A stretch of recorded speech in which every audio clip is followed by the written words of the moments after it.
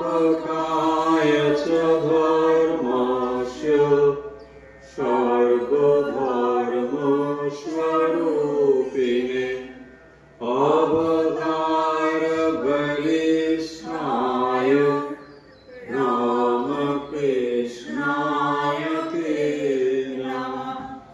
जननीं शारदां देवीं रामकृष्णं च जगद्गुरुं पादपद्मे तयोः श्रीत्वा प्रणमामि मुहुर्मुहुः।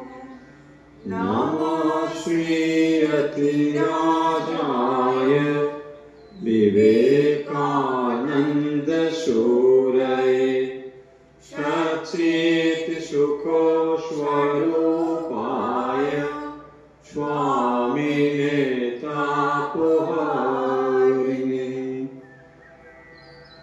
ঠাকুর মা স্বামীজির প্রিয় ভক্ত অনুরাগীবৃন্দ, আজকের অনুধ্যানে আপনাদের সবাইকে আন্তরিক স্বাগত জানাচ্ছি।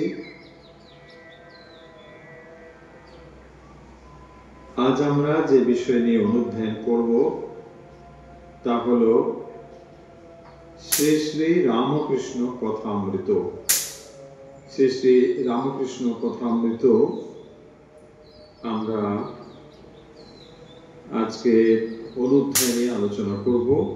তাই আশা করছি আপনারা সবাই আজকে কথামৃত পাঠের জন্য প্রস্তুত। চলুন কথামৃত পাঠ আমরা যেভাবে শুরু করি আজকেও সেই একই রকম ভাবে শুরু করছি। ওম তব কথামৃতম তপ্ত জীবনম কবিভিরীড়িতম কলমশাপহম শ্রবণ মঙ্গলম শ্রীমদাততম ভুবি গৃণন্তি ये পুরিরাজনঃ। শ্রী শ্রী রামকৃষ্ণ কথামৃত আপনাদের সকলের কাছে খুবই পরিচিত একটি বই। অনেকেই নিয়মিত পাঠ করে থাকেন, অনেকে যারা সেই অর্থে ঠাকুর মা স্বামীজির ভক্ত নন তারাও অনেকে এই বইটি পাঠ করেন। কারণ কথামৃতের ভেতরে অনেক বিষয় আলোচনা করা হয়েছে এবং যার উত্তর দিচ্ছেন স্বয়ং শ্রী রামকৃষ্ণ। শ্রীরামকৃষ্ণের মুখ থেকে এই কথাগুলির উত্তর যখন আমরা পাই, সেগুলি শ্রীরামকৃষ্ণের যে পূর্ণ ব্যক্তিত্ব তার ভেতর দিয়ে এগুলো প্রকাশিত হয় বলে এই কথাগুলির একটি বিশেষ গুরুত্ব রয়েছে।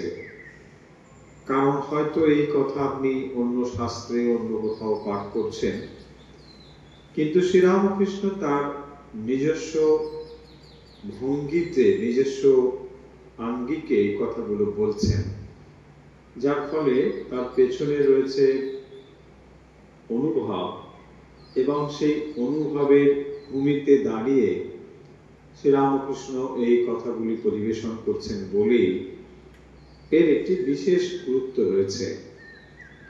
আমরা যে কোনো অংশ থেকেই কথামৃত পাঠ করতে পারি।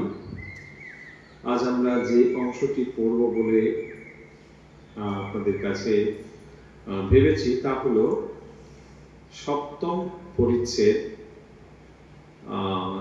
এর সময় এখানে উল্লেখ রয়েছে 14ই ডিসেম্বর 1882, 14ই ডিসেম্বর 1882 সপ্তম পরিচ্ছেদ এই হলো তারিখ।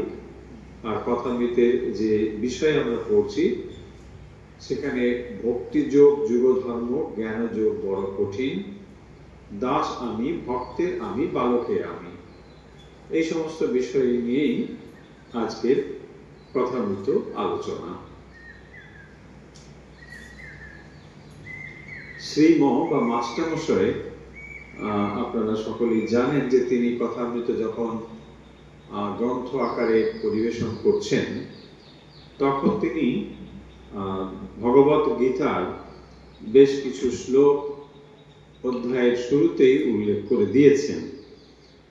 তার তাৎপর্য হয়তো এটি যে যে বিষয় আলোচনা হবে বা যে কথা এখানে তিনি উল্লেখ করবেন তার একটি ধারণা পূর্বেই যাতে আমরা পেতে পারি এবং তার যে একটি শাস্ত্রীয় নিদর্শন রয়েছে সেটিও কিন্তু এই কথামিতের ওপরে যে শাস্ত্রীয় রেফারেন্স দেওয়া তার তাৎপর্য এটাই। অর্থাৎ যে কথা শ্রীরামকৃষ্ণ বলতে চলেছেন বা বলবেন তিনি তো সে কথাই এখানে উল্লেখ করবেন, কিন্তু সেই কথা যে পূর্ব শাস্ত্রের প্রামাণ্য যে সমস্ত শাস্ত্র আমরা বলি তার সমর্থিত সেটি উল্লেখ করবার জন্যে প্রথমে তিনি শাস্ত্র উল্লেখ করেছেন। তিনি ভগবত গীতার যে শ্লোক এখানে উল্লেখ করেছেন তা হল ক্লেশোধিকতরস্তেষাং অব্যক্তাসক্তচেতসাং অব্যক্তা হি গতির দুঃখম দেহবদ্ভিরবাপ্যতে। এই শ্লোকটি আমরা পড়েছি, সেখানে এটি দ্বাদশ অধ্যায়ের 5 নম্বর শ্লোক। সেখানে বলা হচ্ছে ক্লেশোধিকতরস্তেষাং অব্যক্ত সক্তচেতসাং। তাহলে ভগবানের দুটি রূপের কথা এখানে বলা হচ্ছে। দুটি রূপ মানে একটি তার ব্যক্ত রূপ আর একটি তার অব্যক্ত রূপ। অব্যক্ত মানে অপ্রকাশিত। তো ভগবানের যখন অপ্রকাশিত যে রূপ সেই অপ্রকাশিত রূপের অনেকেই আরাধনা করেন, কিন্তু যারা অপ্রকাশিত বা অব্যক্ত রূপের উপাসনা করেন তা যে অনেক কঠিন এবং তারা যে ক্লেশ প্রাপ্ত হন, অধিকতর ক্লেশতরম বলছেন ক্লেশোধিকতরস্তেষাং, তারা অধিকতর ক্লেশ প্রাপ্ত হন। কেন না এমন একটা জিনিসকে ধরছেন যার কোনো মূর্ত নয়, তাকে আমরা কোনো মূর্তিতে ভাবতে পারছি না, তা অব্যক্ত। দেখুন, যে কোনো জিনিস আপনি যখন মানুষ পটে নিয়ে আসছেন, চিন্তা করছেন, তখন তাকে একটি মনে মনে রূপ কল্পনা করতে হয়। কোনো একটি জিনিস যার কোনো রূপ নেই, শুধু রূপ নেই নয়, যে অব্যক্ত অবস্থা, আনম্যানিফেস্টেড, তো এইরকম অবস্থাকে আপনি ভাবতে পারা অত সহজ নয়। সেই কারণের জন্যই এখানে ভগবান স্বয়ং বলছেন ক্লেশোধিকতরা। ক্লেশ, ক্লেশ মানে কায় ক্লেশ, এই মানসিক যে ক্লেশ, এই ক্লেশ কষ্ট অধিকতরা, অত্যন্ত কষ্টসাধ্য এটি। তেষাং, কাদের না যাদের চিত্ত অব্যক্ত চেতসাং, যারা এই অব্যক্ত ঈশ্বরের উপাসনা করেন তাদের কিন্তু পরিণামে অনেক ক্লেশ পেতে হয়। কিরকম? একটা এমন জিনিস ধারণা করবার চেষ্টা করছেন বা যাতে মন স্থির করবার চেষ্টা করছেন, হয়তো একটু পরেই তাতে আর তার মন স্থির হতে পারছে না। একবার শুধু ভেবে দেখুন, ভগবানের ব্যক্ত রূপে মন স্থির করতেই আমাদের হিমশিম খেতে হয়, তাহলে অব্যক্ত রূপে মন স্থির করতে কি কঠিন অবস্থাটা না হবে। ভগবানের যে ব্যক্ত রূপ, সেই রূপ আপনার সামনে দেওয়া হয়েছে, দিয়ে বলা হয়েছে এতে তুমি মন স্থির করো, তাতেই আমরা হিমশিম খেয়ে যাই, মন তাতেই আমরা বসাতে পারি না, এখানে ছোটে ওখানে ছোটে, এই তো আমাদের অবস্থা। তো ফলে এই যদি আমাদের অবস্থা হয়, আর যাদেরকে বলা হচ্ছে তোমরা অব্যক্তে মন স্থির করো, সেটা কত না কঠিন হবে।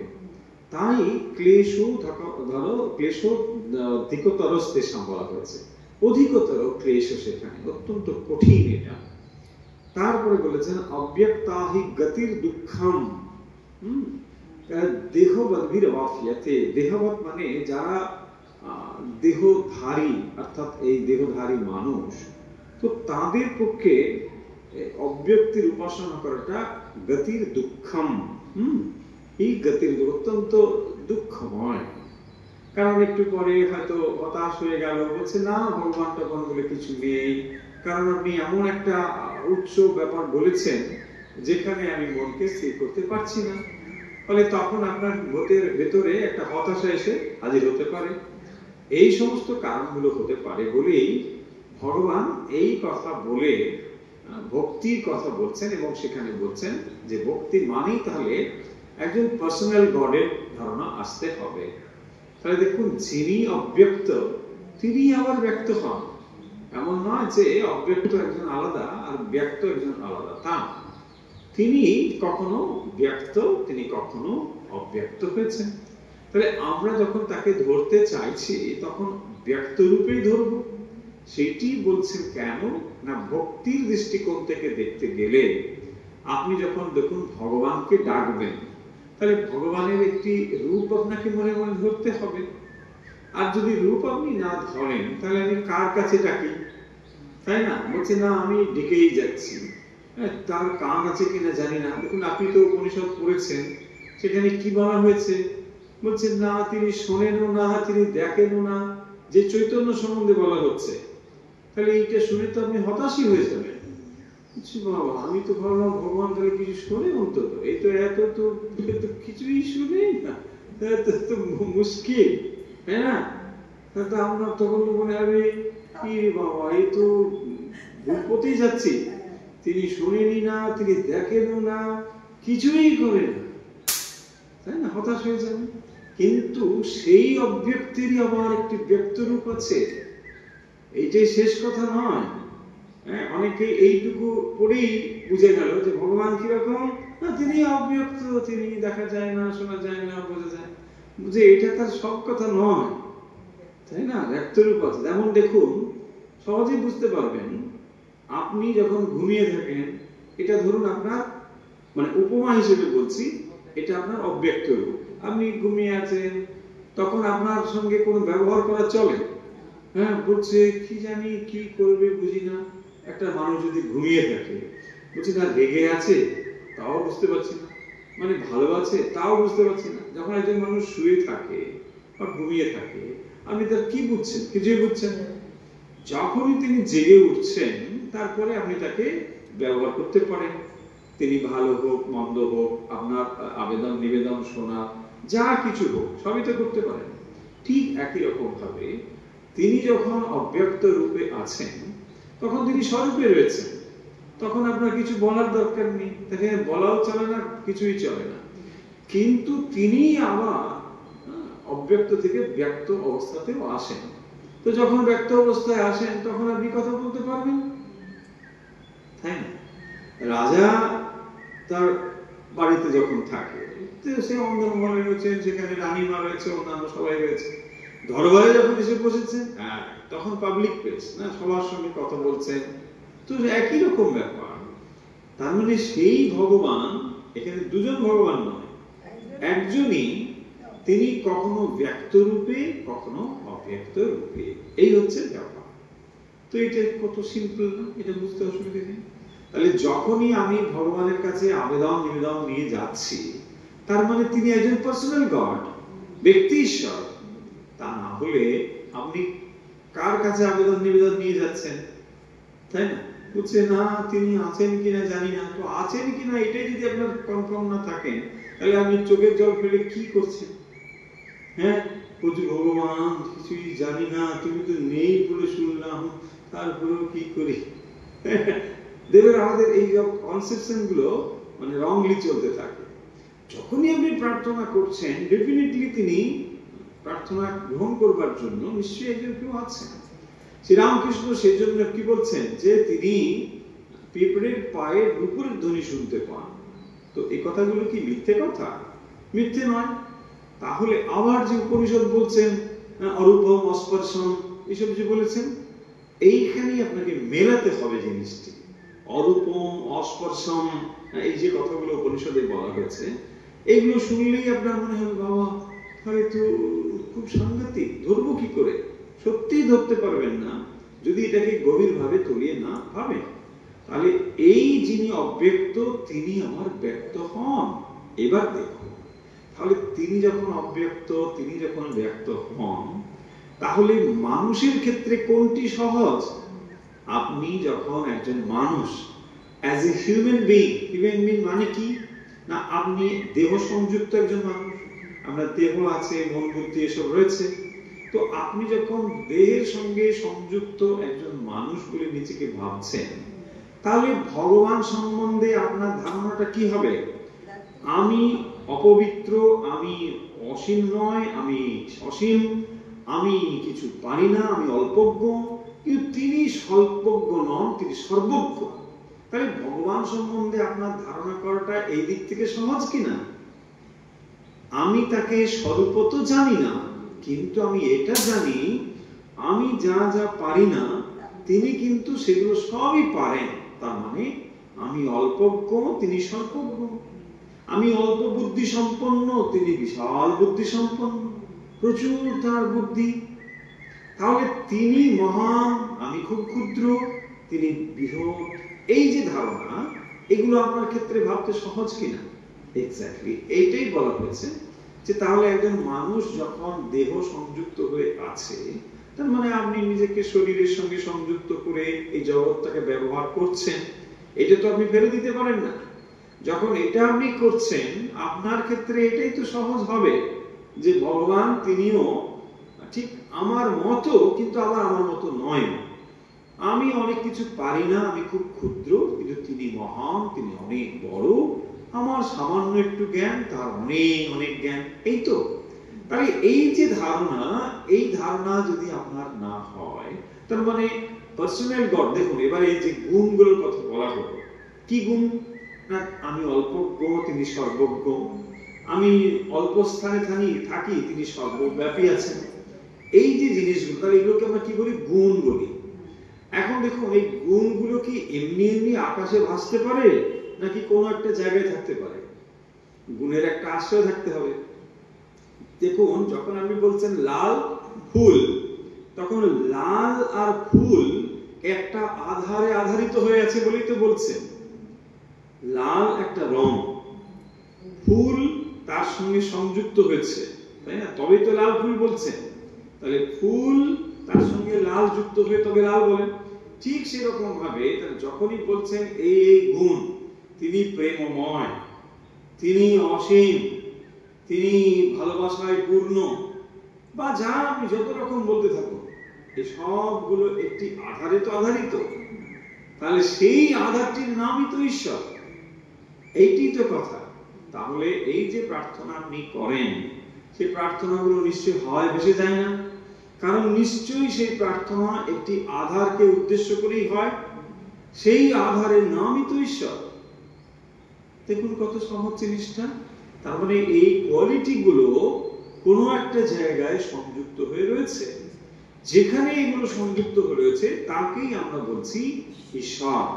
তাহলে একজন মানুষের ক্ষেত্রে, মানে দেহবদ্ভিরবাপ্যতে, তো যিনি দেহ সংযুক্ত মানুষ, তার ক্ষেত্রে এটা সহজ হবে কিনা?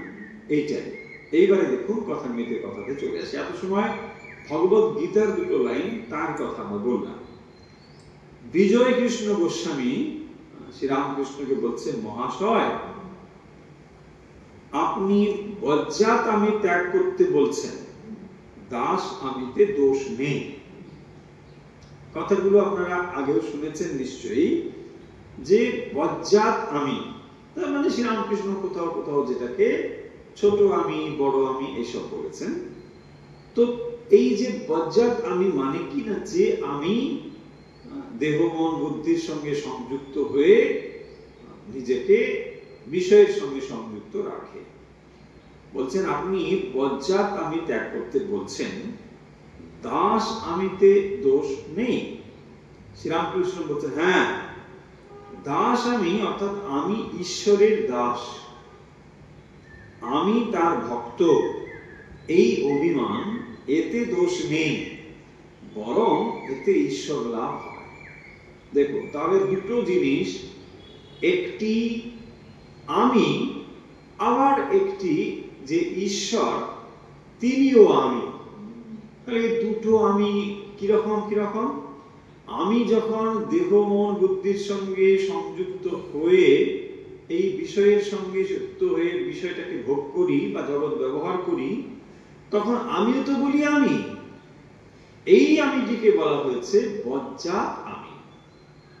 কোন আমি? না যে আমি বদ্ধ হয়ে আছে, শরীর মনের সঙ্গে সংযুক্ত হয়ে এই বিষয়গুলোকে ভোগ করে বিষয়ের আসক্ত হয়ে এই জগতের সঙ্গে যুক্ত হয়ে রয়েছে, তাকেই শ্রীরামকৃষ্ণ বলছেন বজ্জাত আমি। তাহলে এই বজ্জাত আমি থেকে মুক্ত হব কি করে?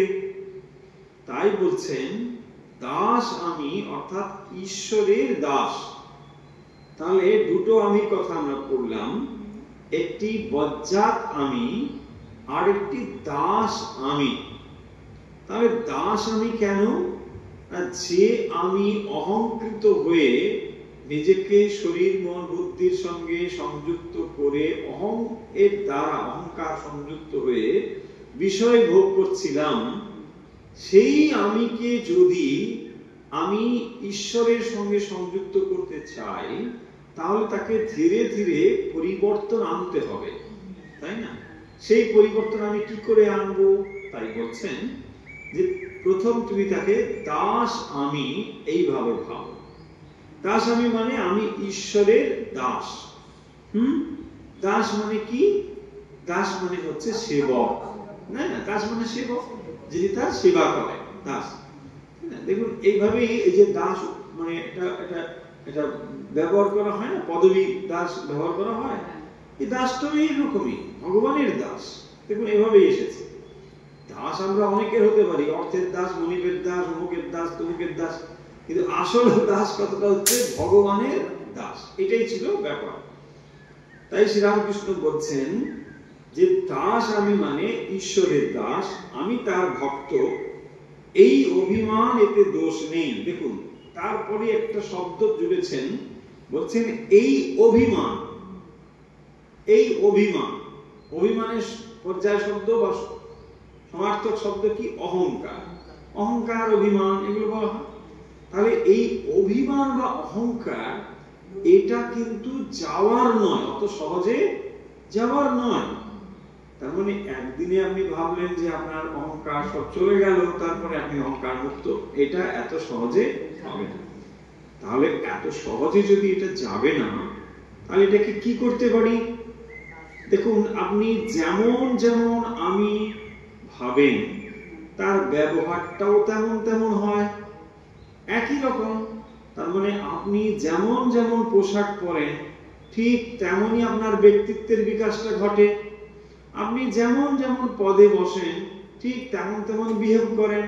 যেমন ধরুন একজন মানুষ, তিনি অফিসে গিয়ে বসেছেন, যখন তিনি অফিসের একটা দায়িত্ব সামলাচ্ছেন, সেখানে তার একরকম ভূমিকা। আবার ওই মানুষটি যখন বাজারে গিয়ে বাজার করে, তার আর একরকম ভূমিকা। বা অন্য কাজে যখন তিনি যান, তখন আর একরকম ভূমিকা। ব্যাপারটা কি না, যেখানে যেখানে তিনি নিজেকে যেমন যেমন করে ভাবছেন, তার সেই অনুসারে ব্যবহারটাও সে তেমন তেমন হচ্ছে। তিনি তার সন্তানের কাছে কি ওরকম ব্যবহার করেন? ধরুন একজন জজ সাহেব, জজ সাহেব যখন তিনি বিচার করছেন তখন একরকম, তিনি যখন বাড়িতে এসে তার গিন্নির বলছে এই চা খাবে, তখন সে বলছে না আমি জজ সাহেব, তুমি আমার কাছে এরকম দাঁড়াও, এরকম করো।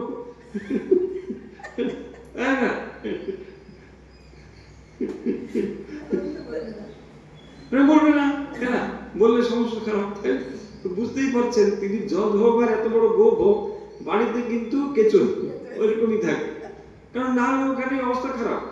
তো ফলে দেখুন পয়েন্টটা হচ্ছে, মজা করে বলছি, পয়েন্টটা হচ্ছে যে যখন তিনি যেখানে, তার সেরকম সেরকম। এইটাই শ্রীরামকৃষ্ণ ধরছেন যে দেখুন তার মানে আমরা আমাদের অহংকারের দ্বারাই পরিচালিত হচ্ছি। উনি যখন তার চেয়ারে বসছেন, তখন তার ওই পদমর্যাদা, তার এগুলো সব যুক্ত হচ্ছে। ওখানে গিয়ে বসে তো তিনি বলতে পারেন না এই মজা করছে বসে, না, হবে না। ইজ ভেরি সিরিয়াস, তাকে একটা কাজ নিতে হচ্ছে, ডিসিশন নিতে হচ্ছে, একদম ঠিক।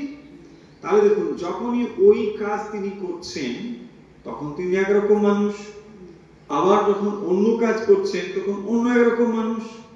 তাহলে অহংকার বা আমাদের ব্যবহারটা কার উপর নির্ভর করে? ব্যবহার নির্ভর করে আপনি যখন যে পদে গিয়ে বসেন। ধরুন এখানে 10খানা চেয়ার আছে, আপনি একজনই মানুষ 10টা চেয়ারে 10 সময় গিয়ে বসেন, তাহলে আপনার 10 রকম ব্যবহার হবে। সব চেয়ার একরকম নয়, তাই না? তাহলে যে চেয়ার অনুযায়ী আপনার বিহেভটা হচ্ছে, এই পয়েন্টটা শ্রীরামকৃষ্ণ ধরছেন যে তাহলে অভিমান অহংকার এটা তো যাওয়ার নয়, একদিনে মুছে ফেলতে পারবে না, বরং একটা ভালো কাজ করে ফেল। কি সেটি? না, তুমি দাস আমি ভাবাও, নিজেকে ভাবাও আমি তার দাস, আমি ঈশ্বরের দাস। যদি আপনি ঈশ্বরের দাস বা সেবক হন, তাহলে এই যত চেয়ারে আপনি বসুন, বেসিক জায়গাটা আপনাকে চেঞ্জ করে দেওয়া হবে। কি? দেখুন, আপনি জজ সাহেব হতে পারেন, আপনি শিক্ষক হতে পারেন, আপনি ডাক্তার হতে পারেন, যাই হোক না কেন, কিন্তু আপনি আসলে দাস। আমি ঈশ্বরের দাসত্ব করছি, মানুষের নয়, আমি ঈশ্বরের দাসত্ব। ঈশ্বরের দাস, ঈশ্বরের সেবক, ঈশ্বরের মঙ্গলের দাস। কেন সেবক কেন? অনেকেই ধারণা এই দাস শব্দ বলে আমি বোধহয় একদম ছোট হয়ে গেলাম। ন, আপনি কার কাছে ছোট হচ্ছেন? বড়র কাছে ছোট হতে তো ক্ষতি নেই, তাই না? সেটা তো মর্যাদার বড়। ছোটর কাছে ছোট হতে মান সম্মানে লাগতে পারে, কিন্তু আপনি বড়র কাছে, বড় মানে কে? সর্বোচ্চ, হ্যাঁ, সর্বোত্তম। তো তার কাছে যদি আপনি মাথা নত করেন, তাতে আপনার হেয় হওয়ার কি আছে? তাই দাস কথাটার ভিতরে কোনো মর্যাদাহীনতা আছে বলে ভাববেন না। অনেকে ভাবেন যে ভগবানের দাস, হ্যাঁ আমি এত পাস, আমি আমার দাস। বলে কি? ঠাকুর একটা বলে দিয়েছে পাস টাস তো সেরকম কিছু নেই, তাই একটা বাসের মর্যাদা তো তুমি বোঝো না, বলে দিয়েছে। ব্যাপারটা তা না। যখনই আপনি এইগুলো থেকে মুক্ত হতে চাইবেন, তখন আপনি যদি এইভাবে ভগবানের সেবক, ভগবানের দাস, তাহলে দেখবেন সমস্ত কিছু ধীরে ধীরে পরিবর্তন হবে। বিজয় বলছেন, আচ্ছা, যার দাস আমি, তার কাম ক্রোধাদি কিরূপ? যার দাস আমি, তার কাম ক্রোধাদি কিরূপ? তাহলে উনি জানতে চাইছেন যে দাস আমি, ঠিক আছে, এটা আপনি ভাবতে বলছেন, খুবই ঠিক, কিন্তু দাস আমি ভাবলে আমার যে কাম ও ক্রোধ, মানে আমি বর্তমান অবস্থায় যা আছি, দাস আমি নিজেকে ভাবলে কি আমার কোনো চেঞ্জ হবে? এইটা হচ্ছে তার জিজ্ঞাসা। আপনি তো বললেন আমাকে দাস আমি ভাবতে, ঠিক, দাস আমি ভাবলে পরে আমার যদি এই সুবিধাটা হয়, কাম ও ক্রোধ থেকে যদি আমি মুক্ত হতে পারি, তাহলে তো ভালো। তাই শ্রীরামকৃষ্ণ দেখুন বলছেন, ঠিক ভাব যদি হয়, তাহলে কাম ক্রোধের কেবল আকার মাত্র থাকে। দেখুন খুব সুন্দর কথা। ঠিক ভাব যদি হয়, তার মানে তুমি যদি যথার্থ রূপে দাস এই ভাবটা নিতে পারো, তা নাহলে এই দাস ভাব আবার অহংকারের একটা চিহ্ন হতে পারে। দেখুন, আমি সবার দাস, এটা আবার সর্বনাশের আর একটা চিহ্ন। হ্যাঁ, তার মানে তিনি যে বিরাট অহংকারী, এইটা হচ্ছে তার প্রকাশ। সেই জন্যে বিনয়ের অহংকার, অনেকে আছেন দেখবেন, মানে এত বিনয়ী আপনার মনে হবে, কিন্তু সাংঘাতিক অহংকার তার ভেতরে, একেবারে উঁচু হয়ে আছে, কিন্তু ভাবটা বাইরে, সেটা কিন্তু হবে না। তাই বলছেন ঠিক ভাব যদি হয়। বলরাম বাবুকে দেখুন, বলরাম বাবু এত বড় জমিদার, তাকে দেখে বোঝার উপায় নেই। একটা সামান্য পোশাক পরে, ওই একটা পাগড়ি টাগড়ি দিয়ে, দাড়ি কোচা কোচা খানিকটা এরকম পাকা, ওই ঝুলে আছে, বাস ওইরকম। অথচ তিনি, তার কোথায় সবকিছু চলে, এত বড় একটা মানুষ তিনি, কিন্তু তার কোথাও দেখে কোনোভাবে তার অহংকারের কোনো কিছু নেই। এই হচ্ছে যথার্থ মানুষ। তা না হলে দেখবেন সব সময় একজন মানুষের থেকে বিনয়ের একটা অহংকার আছে, এত বিনয় দেখে মনে হবে মানে একবারে বিরাট, খুবই পলিশ। অনেকজন মানুষ থাকে দেখবেন, এখন আসলে মানুষ তো শিক্ষিত হচ্ছে ধীরে ধীরে, শিক্ষা মানুষকে এরকম মানে করতেও শেখায়, খুবই মুখে মিষ্টি একেবারে, মানে কিন্তু করবে না কাজটা, শয়তানের শেষ নেই, এরকম প্রচুর আছে। আপনি এসেছেন, আহা এত কষ্ট করে এসেছেন, কি দরকার ছিল, ফোন করলে হয়েছে, বাবা ভাবলে আপনি একবার গলিয়ে পড়লেন, ভাবছে বাবা আপনাকে এত সম্মান দিচ্ছে, মনে করবে না, তো কাজটা করবে না। শয়তান, এরকম প্রচুর মানুষ আছে। এই একটা পয়েন্টটা করতে গেলে দেখো, মানুষকে গালাগালি করার উদ্দেশ্য নয়। বলছেন ঠিক ভাব যদি হয়, তার মানে দাসত্ব এটা কেবল আপনি মুখে বললেই হবে না, চিঠিতে আপনি লিখছেন হ্যাঁ আমি সেবক অমুক, ওটা সব কোনোটাই যথার্থ নয়। ঠিক মতো ভাবটা যদি আপনার ভেতর থেকে হয়, বাইরে এরকম এক্সপোজ করার কিছু নেই, যদি হয় তাহলে শ্রীরামকৃষ্ণ উত্তর দিচ্ছেন কাম ক্রোধের কেবল আকার মাত্র থাকে। এটার মধ্যে তফাৎটা কি তাহলে? কাম ক্রোধ থাকে বললেন না, কাম ক্রোধের আকার থাকে। আকার আর প্রকারের মধ্যে তফাৎ কি? হ্যাঁ, আকার মানে হচ্ছে এখানে একটা পোড়া দড়ি, দড়িটা পুড়ে গেছে, তার আকার আছে কিন্তু দড়ির প্রকার আর নেই, তাই না? আকারটা আছে, একটা চিহ্ন আছে, একটা দেখা যাচ্ছে, কিন্তু এই দড়ি দিয়ে কি বন্ধন ক্রিয়া হবে? বাঁধা যাবে? যাবে না। সেইটি বলছেন কাম ক্রোধের কেবল আকার মাত্র থাকে। তাহলে কাম ক্রোধের কেবল আকার আছে, মনে হচ্ছে এক সময় কাম ক্রোধ ছিল, কিন্তু সেটা আর কোনো ক্ষতি করতে পারে না। দেখুন আকার হচ্ছে এটাই, কোনো ক্ষতি করে না। কাম ক্রোধ হয়তো ছিল এক সময়, কিন্তু সেটা এখন এমন একটা অবস্থায় পৌঁছেছে দাস আমি হওয়ার ফলে, সেটা আর কারো ক্ষতি করে না। এটাই বলছেন। যদি ঈশ্বর লাভের পর দাস আমি বা ভক্তের আমি থাকে, সে ব্যক্তি কারো অনিষ্ট করতে পারে না। ক্রোধ অনেক রকম তার বহিঃপ্রকার হতে পারে, কিন্তু ক্ষতি হয় না। দেখুন মাও সন্তানকে অনেক সময় এই তোকে মেরেই ফেলবো, মেরে ফেলবে না, কোনোদিনই মারবে না, কিন্তু এরকম হম্বিতম্বি একটা দেখাতে হয়। এটাও ঠিক সেরকম, সে হয়তো ক্রোধের একটা আকার রেখেছে, দেখে আপনার মনে হবে ওরে বাপরে তুলে ফেলেই দেবে একবার, কিছুই করবে না, কিছুই করবে না, কিন্তু এইগুলো এই একটা আকার রেখেছে। অনেক সাধু সন্ন্যাসীও এরকম রাখেন, দেখবেন বিশেষ করে যারা গুহা টুহাতে তপস্যা করেন, এরকম সাধুদের জানা যায় যে তারা গেলেই মানে ধরুন একটু ইট টিট বা পাটকেল কিছু রেখেছে, ছুঁয়ে মারবে। আপনার দেখে মনে হয় বাবা কি সাধু তো সাংঘাতিক, মেরে ফেলবে। না, আপনি অযথা গিয়ে তাকে ডিস্টার্ব করবেন কেন? কোনো দরকার নেই। তিনি একটা ব্রত নিয়ে সাধন ভজনে লিপ্ত হয়েছেন, তাই অযথা তার কাছে আপনি কি করবেন? এই ভালো আছেন, এইসব ফালতু কথা, তাই না? কোথায় বাড়ি, ও তাই না, এইসব সাধুদের কাছে লোকে গিয়ে এইসব গল্প কথা শুরু করে। হ্যাঁ, কোথায় বাড়ি? ও কলকাতায়। মানে গোয়াতে গিয়ে তিনি বসে তপস্যা করছেন, যেই কলকাতায় শুনেছেন একবার ফোন নাম্বার আছে, কি দরকার? এই কারণের জন্য যারা কঠোর তপস্যায় রত থাকেন, তারা এই মানুষের সংস্রব থেকে দূরে থাকবার জন্য অনেক সময় ক্রোধের আকারকে ব্যবহার করেন। এইভাবে ব্যবহার করেন, দেখে মনে হবে অত্যন্ত ক্রোধী, মেরে দেবে।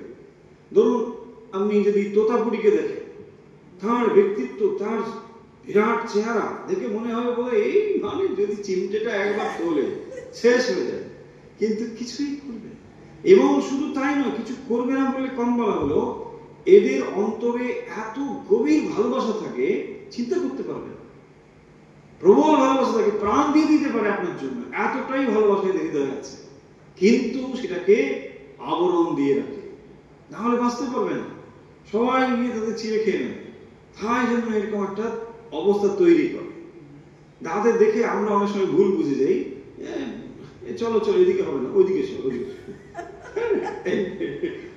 এদিকে ঠিক সুবিধে হবে, সুবিধার হবে না নয়, উনি একটা এরকম রেখেছেন। সেই জন্য বলছেন যদি ঈশ্বর লাভের পর দাস আমি বা ভক্তের আমি থাকে, সে ব্যক্তি কারো অনিষ্ট করতে পারে না। দাস আমি ভক্তের আমি এটা রেখেছি, কিন্তু অনিষ্ট কারো করতে পারবে না। কিন্তু শ্রীরামকৃষ্ণের ওই যে কথা যে গৃহস্থের কি থাকবে, ফোঁস থাকবে, এটা দেখুন, কিন্তু ফোঁস মানে অনিষ্ট নয়, ফোঁস থাকবে, তাহলে আপনি বাঁচতে পারবেন না। আপনি সমাজে রয়েছেন, যখন কেউ দেখবেন সুযোগ পেল গাড়ি একটা পা দিয়ে দাঁড়িয়ে পড়লো, যে আবার না ভালো লাগছে, আবার দাও, সে কিন্তু আবার দুটো তিনটে সব যত রকম ভাত দিয়ে দেবে। তখন আপনি কি করবেন? বাঁচবার জন্য তোমার ভাবে তা আবার ঠিক আছে। এই যে তো ফোর্স থাকবে কিন্তু অনিষ্ট থাকবে না। পরশমণি ছোঁয়ার পর তরবার সোনা হয়ে যায়, তরবারের আকার থাকে কিন্তু কারো হিংসে করে না। উপমা দিচ্ছেন, পরশমণি ছোঁয়ার পর তরবার সোনা হয়ে যায়। তো তরবারি সেটাকে যখন পরশমণি স্পর্শ করানো হবে, তো তখন সেটা কি হবে? পরশমণি স্পর্শে সেটা সোনা হয়ে যাবে। তখন তার দ্বারা আর মানে কাটা কাজ, হিংসের কাজ হবে না, সেটা বলছেন। তরবারির আকার থাকে কিন্তু কারো হিংসে করে না, কারো আর হিংসে করে না। ওই সেই গল্প আছে না, ওই ব্রহ্মচারী আর সাপের গল্প, ফোঁস করার গল্পটা। কি রে তুই কি করিস? না আপনি বলেছেন কারো অনিষ্ট করবেন না, তো তাই জন্য আমি কারো আর কিছু করছি না, ওই গাছের একটু ফলটা পাতাটা এগুলো খেয়ে কোনো আছে। না তা তো হবে না, তোর তো এটা হওয়ার কথা নয়, যে মন্ত্র দিয়েছি তুমি যদি তা সাধন করো তাহলে তা হবে না। আরো ভেবে দেখো কি হয়েছে। তারপরে ভেবে দেখলো ওই কতগুলো দুষ্টু ছেলে তাকে মারধর করেছে। বলছে হ্যাঁ এই তার জন্যই হয়েছে। তো তবে কি বলেছিলাম, ফোঁস করতে তো বারণ করিনি, কেন ফোঁস করলে না? কিন্তু অনিষ্ট করবে না, এই হচ্ছে ভক্তের বিষয়। ভক্ত তার রক্ষার জন্য হম্বি তম্বি অনেক কিছু করতে পারে, কিন্তু বিষ ঢালবে না, কখনোই বিষ ঢালবে না, কোনো অবস্থাতেই সে বিষ ঢালবে না। এই হচ্ছে ভক্তের চিহ্ন। আর না হলে দেখবেন যদি ভক্তি না থাকে, এই এলোই বলে বিষ সঙ্গে সঙ্গে একদম। সেইগুলি বলছেন যে তাহলে একটা উপমা দিয়ে বলছেন, কোন কথা থেকে এলো? দাস আমি, বজ্জাত আমি। বজ্জাত আমি মানে কি না, যে আমি অহংকারের সঙ্গে সংযুক্ত হয়ে বলে দেখে নেবো, হ্যাঁ একবার আমার এতে আসো না, দেখে নেবো সুযোগ, এই হচ্ছে বজ্জাত আমি। কারণ অহংকারে সংযুক্ত হয়ে এই আমি সর্বনাশ ডেকে আনি, এই আমি হচ্ছে বজ্জাত। তাহলে এই আমি থেকে বাঁচবো কি করে? বলছেন দাস আমি হয়ে থাকো। যখনই আপনি নিজের উপর একটা শৃঙ্খল, দেখুন নিজেই দিচ্ছেন, এ তো নিজের উপরে নিজের একটা শৃঙ্খল দেওয়া, একটা আপনি যেন বেড়ি পরিয়ে দিয়েছেন, একটা শৃঙ্খল দিয়ে দিয়েছেন। কিসের শৃঙ্খল? ভক্তির শৃঙ্খল, ভগবানের প্রতি ভালোবাসার শৃঙ্খল। কেউ আপনাকে বলেনি, আপনি নিজে থেকেই শৃঙ্খলটাকে স্বীকার করেছেন যে আমি আজ থেকে ভগবানের ভক্ত হলাম। তাহলে এর দ্বারা কি হলো না, আপনি যে অহংকার আগে করতেন, যার সময় যার ফলে অনেক মানুষের হয়তো ক্ষতি হয়ে গিয়েছে, আজ আপনি ধীরে ধীরে পরিবর্তন করে করে ভাবছেন যে না, আমি আর কোনোদিন কারো ক্ষতি করব না। দেখুন এটা হচ্ছে কিনা? তার মানে আপনার ভেতরে আপনি নিজেই একটা শৃঙ্খলকে স্বীকার করে নিয়েছেন। এবং কেন এটা? এটাকেই বলছেন দাস আমি। আর এই দাস আমি শৃঙ্খল যদি নিজের ভেতরে আপনি নিজে স্বীকার করেন, তার কি পরিণতি হয় সেটি এখানে বিজয় কৃষ্ণ জানতে চাইছেন। যে তাহলে কি তার কামক্রোধ থাকে নাকি চলে যায়? বলছেন থাকে, কিন্তু কারো ক্ষতি কিছু হয় না, কেবল একটা আকার মাত্র থাকে, ওইটুকুই। একটা দড়ি ওড়া, আপনি দেখছেন একটা দড়ি ছিল, একটা আকার ওখানে ছিল, কিন্তু তার দ্বারা বন্ধন ক্রিয়া হবে না। ঠিক সেরকম ভাবে আরো কতগুলো উপমা দিচ্ছেন শ্রীরামকৃষ্ণ। দেখুন, নারকেল গাছের বেল্ল শুকিয়ে ঝরে পড়ে গেলে কেবল দাগ মাত্র থাকে। নারকেল গাছের বেল্ল, তো ওই যে পাতাগুলো শুকনো ওখানে থাকে, যেটা পড়ে যায়, মানে গোড়া থেকে একবারে শুকিয়ে ঝরে পড়ে যায়, পাতা ওখান থেকে শুকিয়ে পড়ে যাবে, গেলে কেবল দাগ মাত্র থাকে। পাতা যে পড়ে গিয়েছে ওখান থেকে খুলে দেখবেন একটা দাগ তার থাকে। সেটাই বলছেন, সেই দাগে এইটি টের পাওয়া যায় যে এককালে ওইখানে নারকেলের বেল্ল ছিল, এক সময় সে ওরকম ছিল। তার মানে দেখুন, ভক্ত যে হবে তার ভেতরে একটা পরিবর্তন থাকবেই। হ্যাঁ, ভক্ত মানে তার আগে আর তার পরে তাই না? এসব থাকে না, বিজ্ঞাপন দেয় কি চুলের কিছু ব্যবহার করছে, এর আগে এর পরে দুটো ছবি, একটা হচ্ছে আগের ছবি, একটা হচ্ছে পরের ছবি। মানে আপনাকে দেখাচ্ছে আগের ছবিটা একেবারে কদর্য, আর পরের ছবিটা মানে একেবারে সৌন্দর্যে ঢাকা। তার মানে কি? তার মানে এটা যদি আপনি করেন এটা আপনি হয়ে যাবেন, এই তো বোঝায়। এক্স্যাক্টলি দেখুন, তার মানে দীক্ষার আগে ও পরে, মানে দীক্ষার আগে আপনি কি ছিলেন, দীক্ষার পরে আপনি কি হয়েছেন, দুটো ছবি তুলে পাশাপাশি রাখুন, তাহলে আপনি বুঝতে পারবেন দীক্ষা আমরা কি কাজ করেছি, তাই না? এটি হচ্ছে তার মানে ভক্ত হওয়ার আগে, ভক্ত হওয়ার পরে। আগে আমি কি ছিলেন দেখুন, এবারে নিজে যদি সেলফ অ্যানালিসিস, কাউকে আপনাকে বোঝাতে হবে না, নিজেই যদি আপনি অ্যানালিসিস করেন কি ছিলাম আর এখন আমি কি হয়েছি, আপনার ব্যক্তিত্বের ভেতরে পরিবর্তন আসতে বাধ্য, আসবেই আসবে।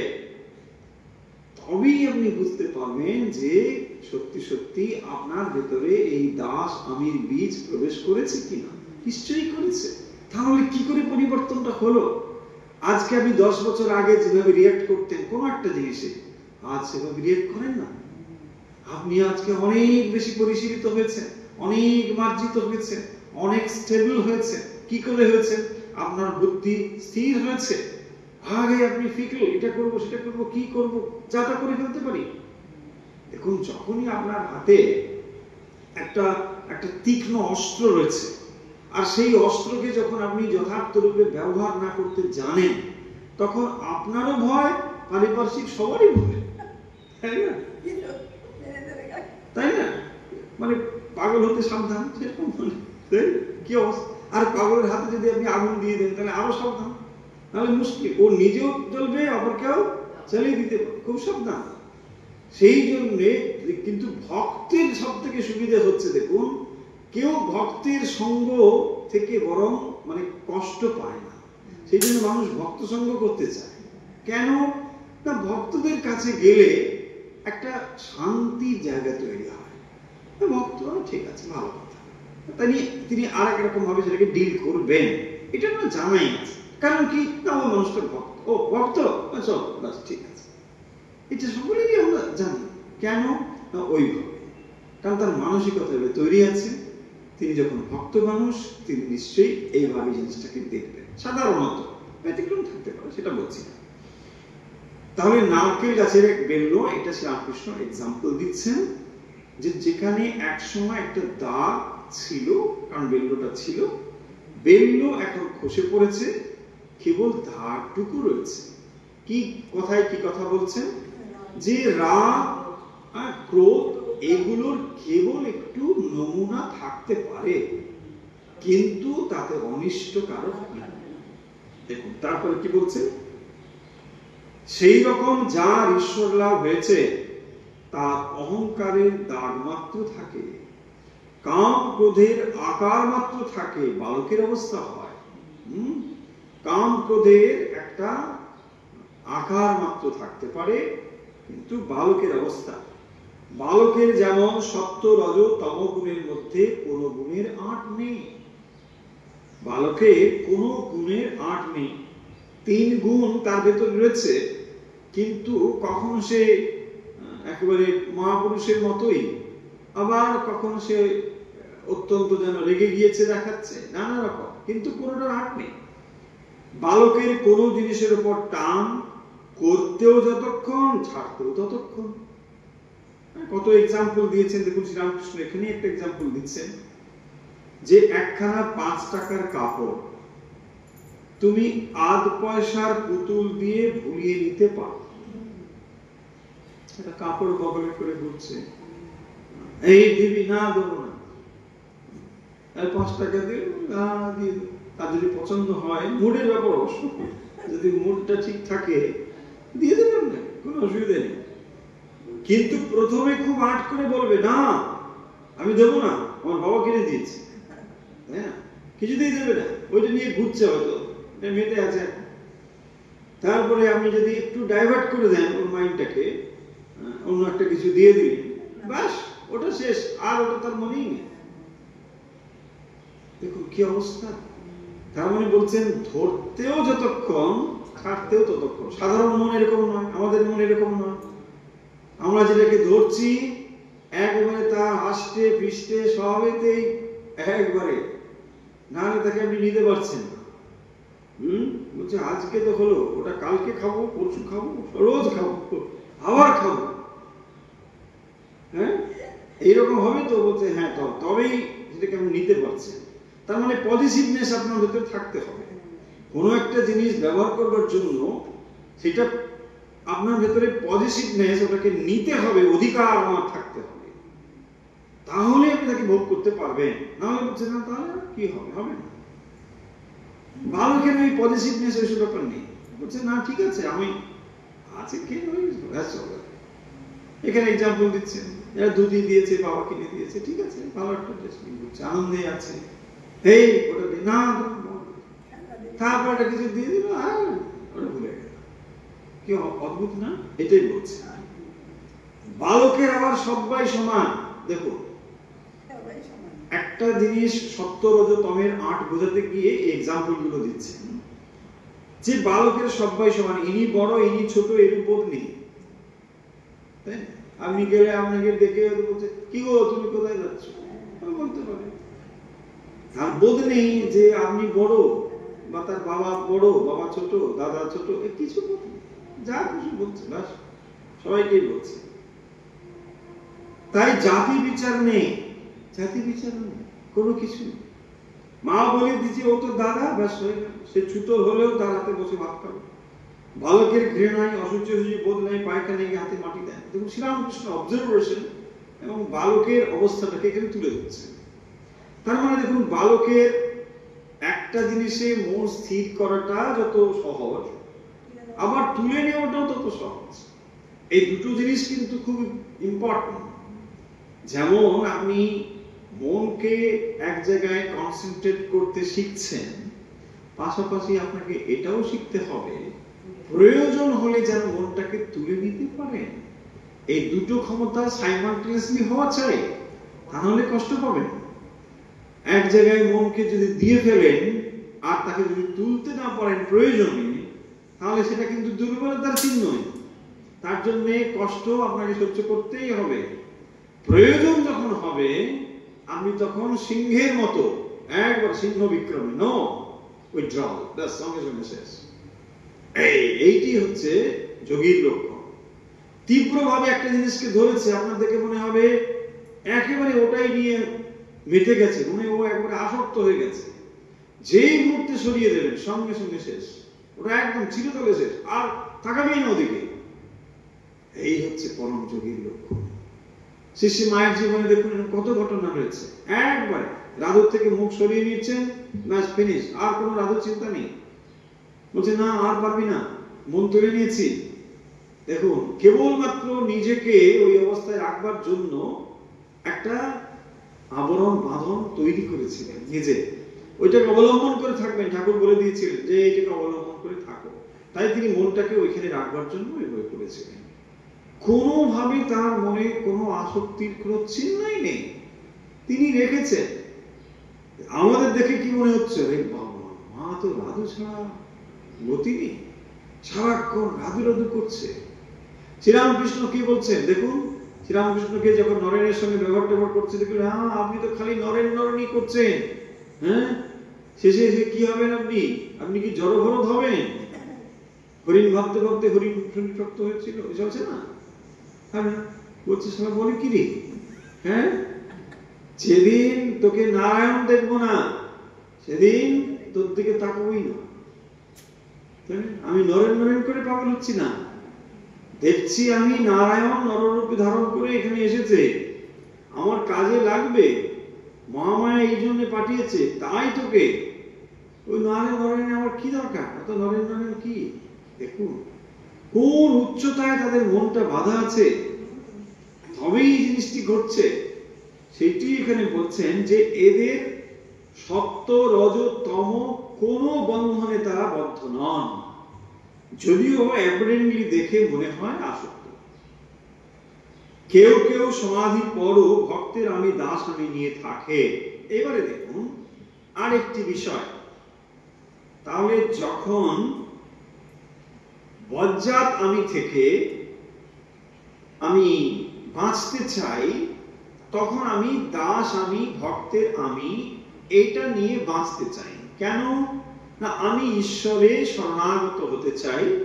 তাই বজ্জাত আমি আমাকে ঈশ্বরের সঙ্গে সংযুক্ত হতে দেয় না। আমি কি করব?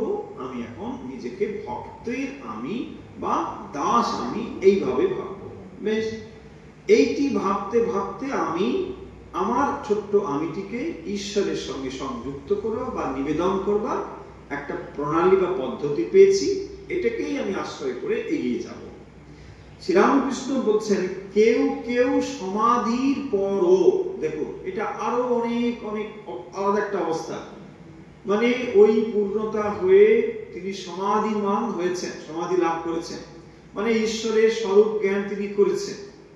এরপরে নিজেকে তিনি রাখতে চান, তখন তিনি কি করেন না, ভক্তের আমি দাস আমি নিয়ে থাকে, যেটি শ্রীরামকৃষ্ণের নিজের অবস্থা।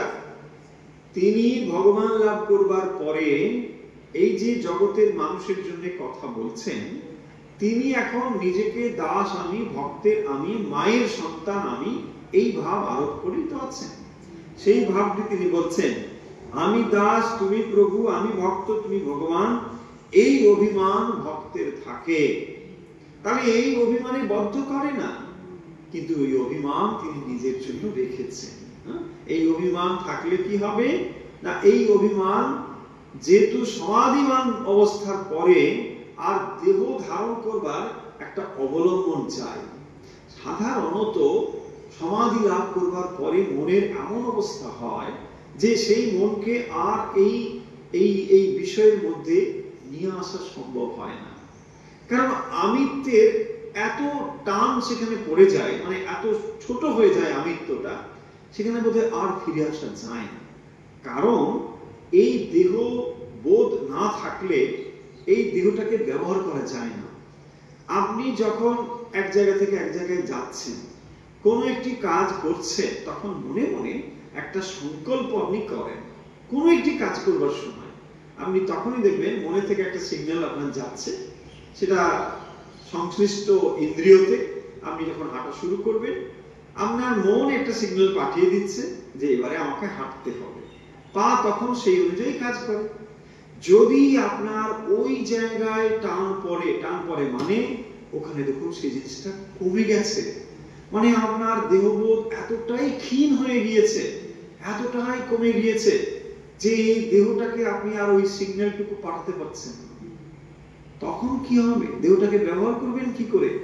সেই কারণের জন্য ওই সমাধি অবস্থার পরে কোন দেহ মনকে ভগবানের পরম কৃপায় বা ঈশ্বরের বিশেষ উদ্দেশ্য সাধনের জন্য সমাধিমান অবস্থার পরেও তারা এইভাবে তাদের মনটাকে রাখেন।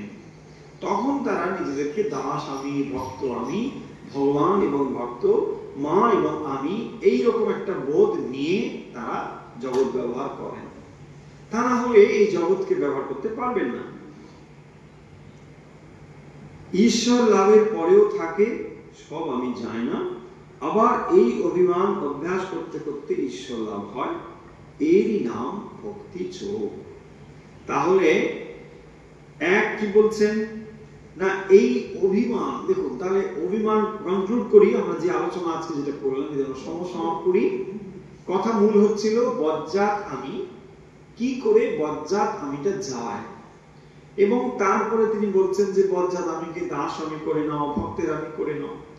কিন্তু তখন একটা প্রশ্ন থেকে গেল যে ভক্তের আমি, দাস আমি তো করতে পারি, কিন্তু তাতে কি আমার কাম ক্রোধ এগুলো যাবে? কারণ কাম ক্রোধ তো একটা মহা বিপদ, মানে আমাদের সর্বদাই নিচে টেনে রাখে। কি করে আমরা এর কবল থেকে মুক্ত হব? তখন তিনি বলছেন যে কাম ক্রোধ ভক্তের থাকতে পারে, কিন্তু তাতে কোনো ক্ষতি হয় না। তার মানে দেখুন, তাহলে মূল পয়েন্ট আমরা যদি এগুলোকে সমাপ করি, কোত্থেকে জিনিসটি এলো, যাকে শ্রীরামকৃষ্ণ বজ্জাত আমি বলছেন, এই আমিটা হচ্ছে অহং সংযুক্ত আমি। মানে আমি যখন অহংকার যুক্ত হয়ে আছি, কি অহংকার না, আমি অমুক চন্দ্র অমুক, আমি এরকম একটা লোক, বিরাট এই সব যে আমার এই পারিপার্শ্বিক অবস্থার সঙ্গে যুক্ত হয়ে যে আমি ভাবি, সেই আমিটা মানুষের ক্ষতি করলেও করতে পারে।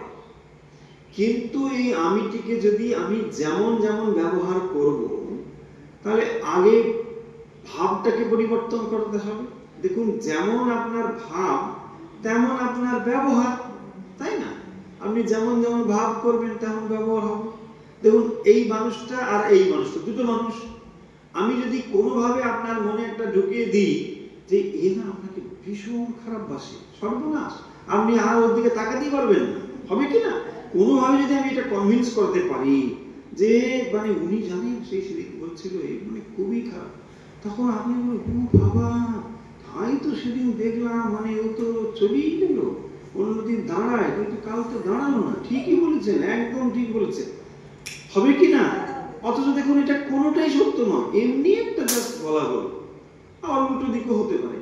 ফলে দেখুন, তার মানে আপনি যেমন যেমন ভাবছেন আপনার বিহেভিয়ারটা সেরকম হয়ে যাচ্ছে। এইবারে এই কথাটাই বলছেন যে তোমার অহংকার যেটা বলছো, এই অহংকারটাকে একদম মুছে ফেলা যাবে না। আমরা আগেও আলোচনা করেছি যে দেখুন, যে জিনিসটি তৈরির সময় থেকেই রয়েছে, যাকে আমরা বলি ইনবিল্ট, কোন একটা জিনিস যদি ইনবিল্ট হয় আপনি তাকে সরাতে পারবেন না। দেখবেন আপনি মোবাইল ফোন, স্মার্টফোন ব্যবহার করছেন, স্মার্টফোনে কতগুলো অ্যাপ থাকে, ওটা ওর সঙ্গে দেওয়াই থাকে। অ্যান্ড্রয়েড যদি ব্যবহার করেন বা আইফোন, যা কিছু, কতগুলো অ্যাপ ওর সঙ্গে ইনবিল্ট দেওয়াই আছে। আপনি সেটাকে ইচ্ছে করেও ডিলিট করতে পারবেন না, ওটা কিছুতেই ডিলিট হবে না। তার মানে কি? তাহলে কি করতে পারেন? ওটাকে আপনাকে ব্যবহার করতে হবে। কি করে ব্যবহার করতে পারবেন? আপনি আপনার মতো করে ব্যবহার করতে পারেন। হ্যাঁ, ঠিক। তাহলে অহংকার তার একটা এন্ড আপনাকে জগতের দিকে বেঁধে রাখে, এই অহংকারের আর একটা এন্ড ঈশ্বরের দিকে নিয়ে যেতে পারে। তাহলে আমি যদি এটাকে যথেচ্ছভাবে বা যথেষ্টভাবে ব্যবহার করতে শিখে যাই, ঠিক ভাবে ব্যবহার করতে শিখে যাই, তাহলে আমি এই অহংকারকে ঈশ্বরের পথেও সমর্পণ করতে পারি, যেটা আমাকে বেঁধে রেখেছিল এই জগতে, তা দিয়ে আমি ঈশ্বরের নিবেদন করতে পারি। বলছেন কি করে করবে? তাকেই বলছেন দাস আমি, ভক্তের আমি। তাহলে সর্বদাই নিজের কাছে শোনাও, আমি তার দাস, আমি ভক্তের আমি। তাহলে আমি যদি তার দাস, আমি যদি তার সেবক, তার মানে ঈশ্বরের, আমি যদি ঈশ্বরের দাস হই, আমি যদি ঈশ্বরের, আমি এমন কাজ করতে পারি না, আমি এমন বলতে পারি না, এটা আমার দ্বারা সম্ভব হবে না। এই যদি আপনার সর্বদা এই শৃঙ্খল নিজের উপরে নিজেই আরোপ করে রাখেন, তাহলে কাম ক্রোধ পরিণামে ধীরে ধীরে কমতে বাধ্য, এবং সেটি এমন অবস্থা হবে যে তার কেবল একটি আকার থাকতে পারে, কিন্তু তার দ্বারা কারো ক্ষতি হবে না। এই কথা এখানে শ্রীরামকৃষ্ণ বলছেন, এবং সেইটি বলতে গিয়ে তিনি আরো জিনিসগুলো উপমা দিয়ে বোঝাচ্ছেন। নারকেলের বেল্লোর কথা বলেছেন, তার কেবল আকার থাকে, অন্য কিছু থাকে না। এবং তারপরে তিনি যে কথাটি বলেছেন যে বালকের সত্য রজতম কোন গুণের আমার নেই। সত্য রজতম এই তিনটি গুণ দ্বারাই তো আমরা চলছি। তো এই তিনটি গুণ দেখুন, একদিকে আপনাকে এই সংসারে বেঁধে রাখে, আবার এই তিনটি গুণ আপনাকে মুক্ত করে দিতে পারে, তাই না? হ্যাঁ, সেই জন্য যে ত্রিবেণী বলে, ত্রিবেণী হচ্ছে কিরকম? তিনটি দড়ি দিয়ে বা তিনটি জিনিস দিয়ে বেণী তৈরি করা, চুল দিয়ে বেণী করে, 3 সারি চুল দিয়ে তার বেণী তৈরি করা, সেটাকে বলা হয় ত্রিবেণী। তো গঙ্গা, যমুনা, সরস্বতী ত্রিবেণী, তাই না? তো ত্রিবেণী, ওটাও যেমন ত্রিবেণী, এখানেও ত্রিবেণী আছে, বাংলাতেও ত্রিবেণী আছে, তাই না? তো এই ত্রিবেণী মানে একটাকে বলা হয় বদ্ধ বেণী, একটাকে বলা হয় মুক্ত বেণী। বেণীর মধ্যে আবার তফাৎ আছে, আমি জানি না, যারা চুল টুল ডিজাইন করে তারা ভালো বলতে পারবে, মানে মুক্ত বেণী আর বদ্ধ বেণী এসব হয় কিনা। যাই হোক, ব্যাপারটা হচ্ছে তার মানে একটা দিক থেকে বদ্ধের দিকে নিয়ে যাবে, একটা মুক্তের দিকে নিয়ে যাবে। তার মানে মুক্তি ওই বেণী মানে গুণই, এখানে তিনটে গুণ কি? সত্য রজতম। তাহলে এই সত্য রজতম দিয়ে যে বেণীটা হচ্ছে, সেই বেণী একটি আপনাকে জগৎ সংসারে বেঁধে রাখতে পারে, আবার এই বেণী আপনাকে মুক্ত করে দিতেও পারে। কিরকম সেটা সম্ভব? না, ওই গুণগুলো থাকবে কিন্তু তার আঁট থাকবে না। যে রজ আপনাকে বেঁধে রাখে, সেই রজকে মানে পরিত্রাণের দ্বারা রজকে আপনি ডমিনেট করে সাত্বিক গুণ নিয়ে আসবার জন্যই বিরজ, তার থেকে বলা হয়েছে বিরজা। যে হোম, বিরজা হোম করা হয়, সেই বিরজা হোম কেন না রজ থেকে নিবৃত্তির জন্য। হ্যাঁ, রজ মানে রজগুণ, তো এই রজগুণ যাতে চলে যায়। রাজসিক মানে কি? কর্ম ইত্যাদি ইত্যাদি, এগুলো সব রাজসিক ব্যাপার। তো এই সমস্ত রজ চলে গেলে পরে তখন সে সত্য কোয়ালিটি আসবে। তাই বিরজ থেকে বিরজা, বিরজা এইটা যখন চলে যাবে তখন পূর্ণ সাত্বিকতা আসবে। তো এই পূর্ণ সাত্বিকতাতেই জ্ঞান উন্মোচিত হয়, অর্থাৎ জ্ঞান লাভ তখন সম্ভব হয়। সেই কারণের জন্যই এই জিনিসগুলো এইভাবে। তাই উপমা এখানে বলছেন যে বালকের যে ভাব, তার দেখো সব গুণ আছে কিন্তু কোনো গুণের আটকে না, এইরকম একটা ব্যাপার হয়েছে না। চলুন তাহলে আজকের কথা আমরা এখানে শেষ করছি।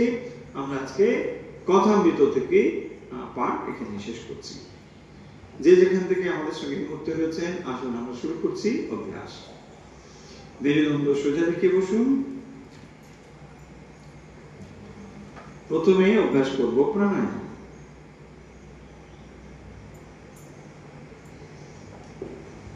শ্বাস বাম দিকে নিন, ধীরে ধীরে শ্বাস ডান দিকে ছেড়ে দিন।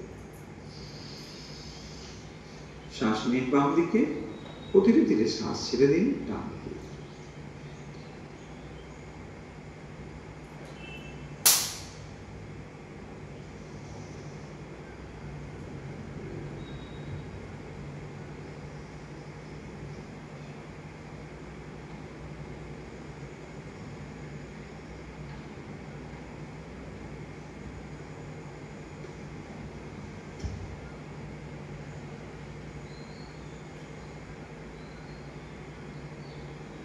শ্বাস বাম দিকে নিন, ধীরে ধীরে শ্বাস ডান দিকে ছেড়ে দিন। শ্বাস নিন বাম দিকে,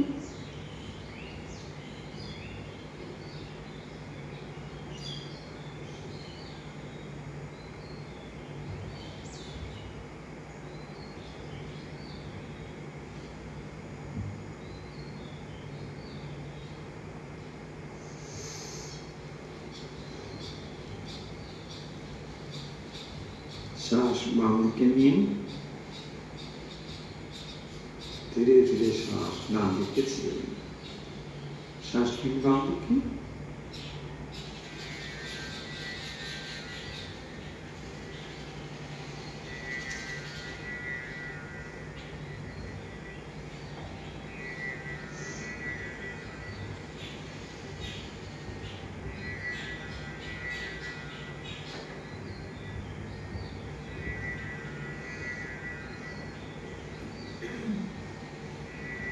হয়েছে, রিল্যাক্স। এবার ডান দিকে শ্বাস নিন, ধীরে ধীরে শ্বাস বাম দিকে ছেড়ে দিন।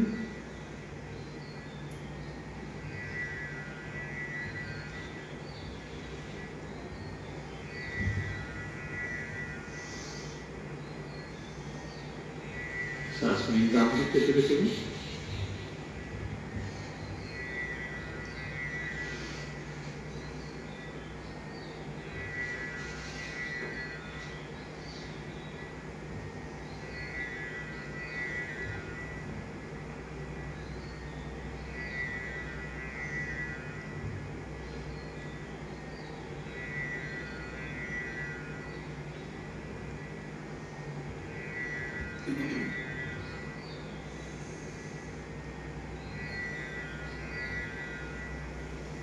হয়েছে, রিল্যাক্স।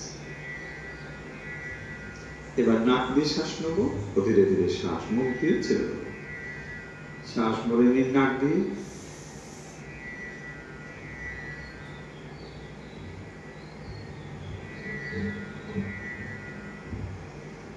শ্বাস নিন নাক দিয়ে এবং ধীরে ধীরে শ্বাস ছেড়ে দিন মুখ দিয়ে।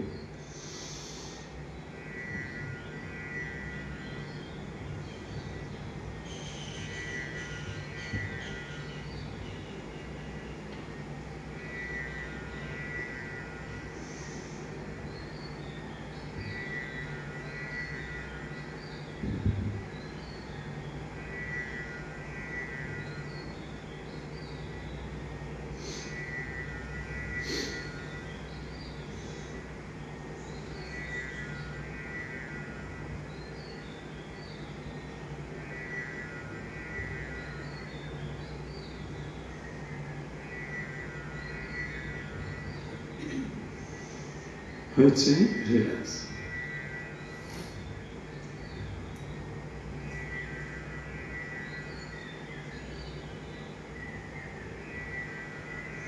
এখন মেরুদণ্ড সোজা রেখে বসুন। এখন আমরা সমবেতভাবে করব ওঙ্কার।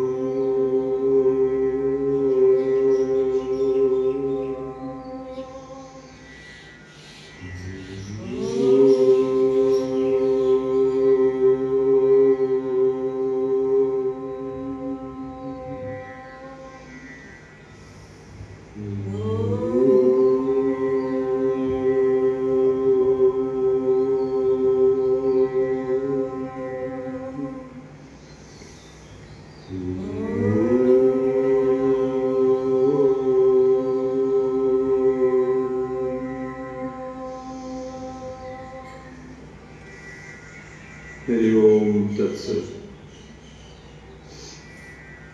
धीरे धीरे चोखेर पातागुलो भावना बानानो, हाथ दुটো ক্রসে চোখের মুখে স্পর্শ করে দিন। আজকের মতো ধ্যান অভ্যাস এখানেই শেষ হলো। এখন সমবেতভাবে রামকৃষ্ণ শরণম। রামকৃষ্ণ শরণম, রামকৃষ্ণ শরণম, রামকৃষ্ণ শরণম শরণে। জয় জয় রামকৃষ্ণ শরণম, রামকৃষ্ণ শরণম, রামকৃষ্ণ শরণম শরণে। কৃপাহি কেবলম, কৃপাহি কেবলম, কৃপাহি কেবলম শরণে।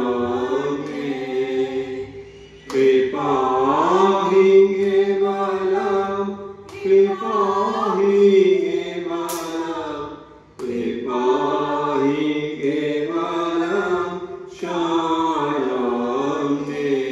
জয় জয় রামকৃষ্ণ শরণম, রামকৃষ্ণ শরণম, রামকৃষ্ণ শরণম শরণে। শরণাগতোহম, শরণাগতোহম, শরণাগতোহম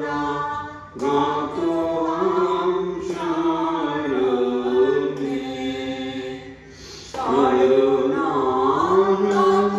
শরণাগতোহম, শরণাগতোহম, শরণাগতোহম শরণে।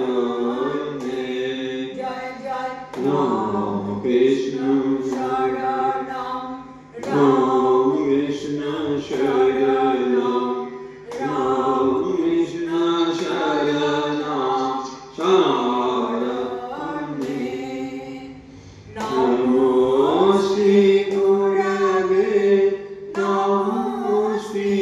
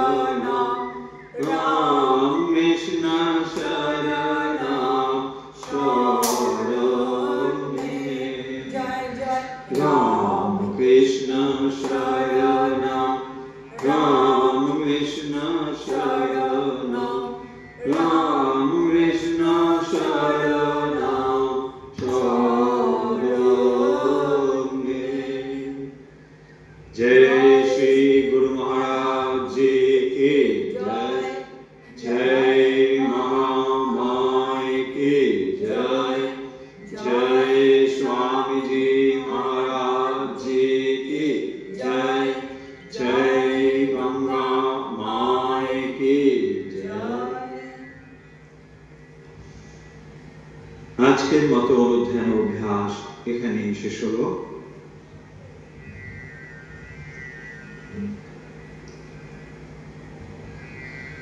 এখন সময় আজকের প্রশ্নের। আজকের প্রশ্ন হলো, বজ্জাত আমি থেকে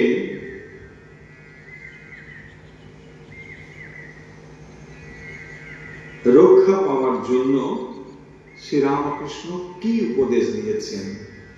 বজ্জাত আমির থেকে রক্ষা পাওয়ার জন্য শ্রীরামকৃষ্ণ কি উপদেশ দিয়েছেন? এই হলো আজকের প্রশ্ন। উত্তর পাঠিয়ে দিন হোয়াটসঅ্যাপে। আমাদের হোয়াটসঅ্যাপ নাম্বার 9903985960। তাহলে আজকের মতো বিদায় নিচ্ছি। যে যেখান থেকে আমাদের সঙ্গে যুক্ত রয়েছেন ঠাকুরমা স্বামীজির ভক্ত অনুরাগী, আপনাদের সকলের শারীরিক, মানসিক বা আধ্যাত্মিক বিকাশ প্রার্থনা করে যে প্রার্থনা আমরা নিত্য করি, আজও সেই প্রার্থনা করছি। সর্বেত্র সুখিনঃ সন্তু, সর্বে সন্তু নিরাময়া, সর্বে ভদ্রাণি পশ্যন্তু, মা কশ্চিৎ দুঃখভাগ্ ভবেৎ। ওম শান্তি, ওম শান্তি, ওম শান্তি।